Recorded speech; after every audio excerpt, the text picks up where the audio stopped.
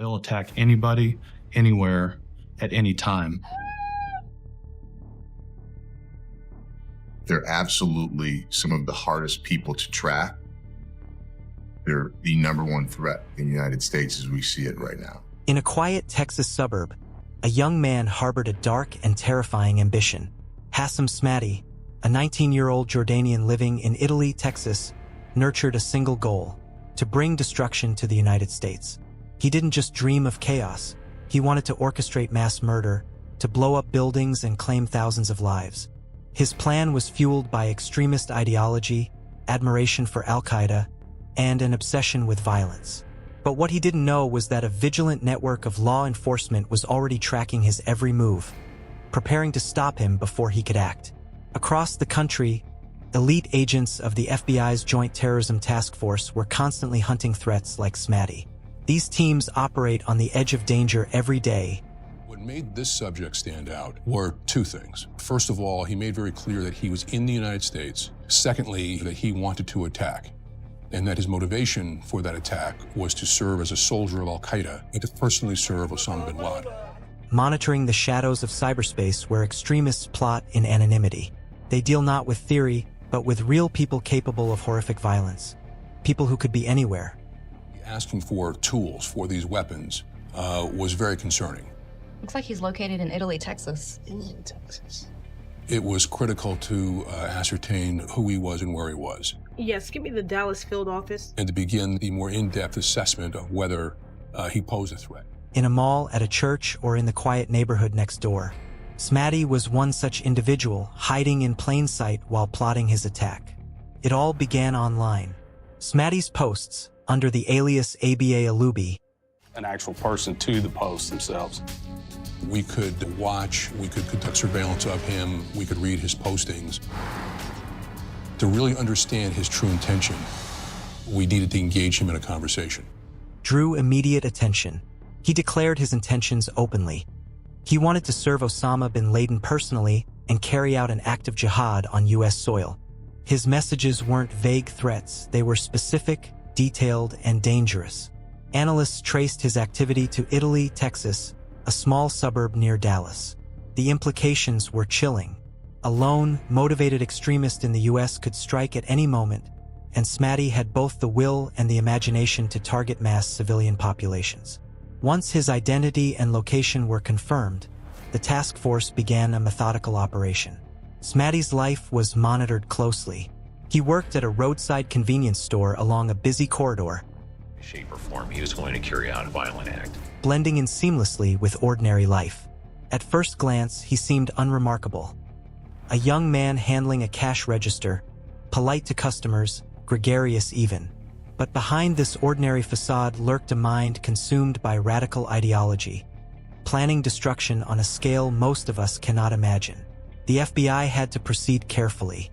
While Smati's online activity was alarming, it was not a crime by itself. He made Samadi believe that we were an Al-Qaeda cell. Our undercover that interacted with him online played a lieutenant, somebody who knew bin Laden, somebody who had access to bin Laden.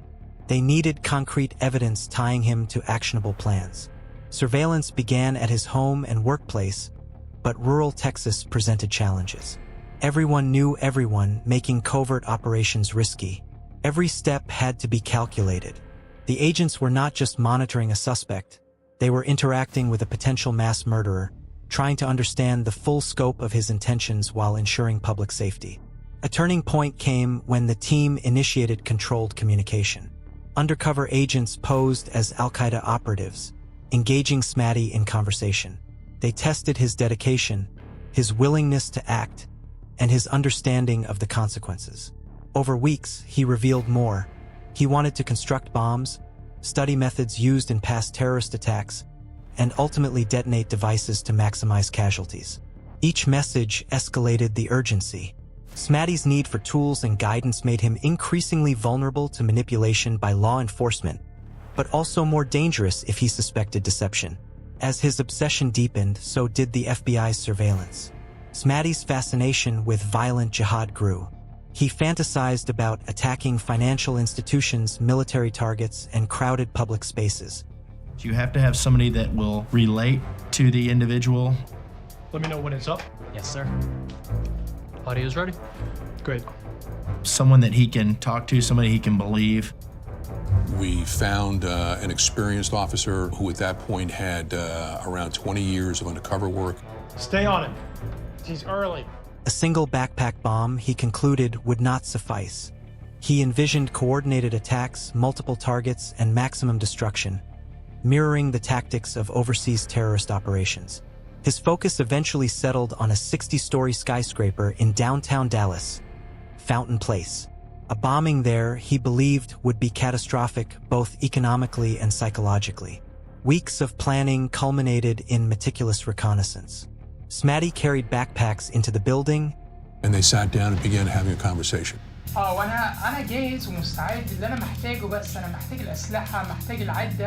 We were very nervous to make sure that this wasn't some sort of setup, if there wasn't something that he was trying to accomplish.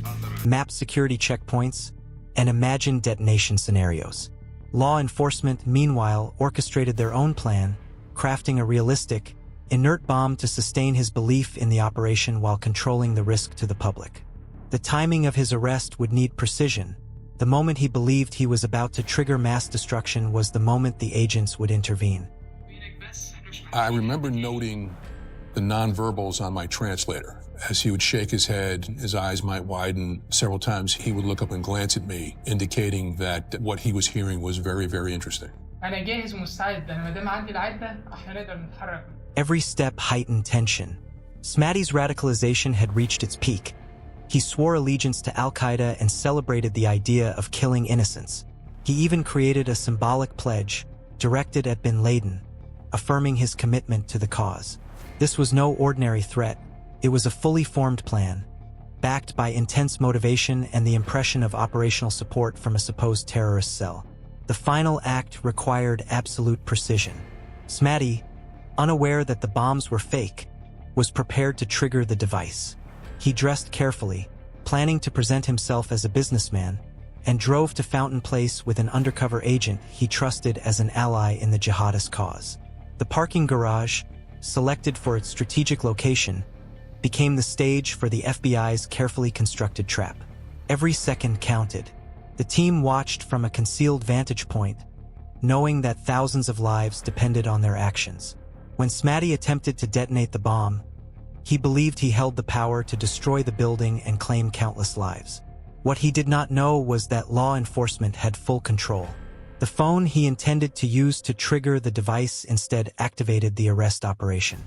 Within moments, agents moved in, securing the scene and taking Smatty into custody. The threat ended in seconds, after months of careful monitoring and planning. Relief washed over the team, but the gravity of what had nearly occurred remained vivid. A lone extremist had almost executed a plan capable of unprecedented destruction. Smatty was charged with attempting to use a weapon of mass destruction. Through careful evidence gathering, controlled operations, and unwavering vigilance, law enforcement had prevented a disaster.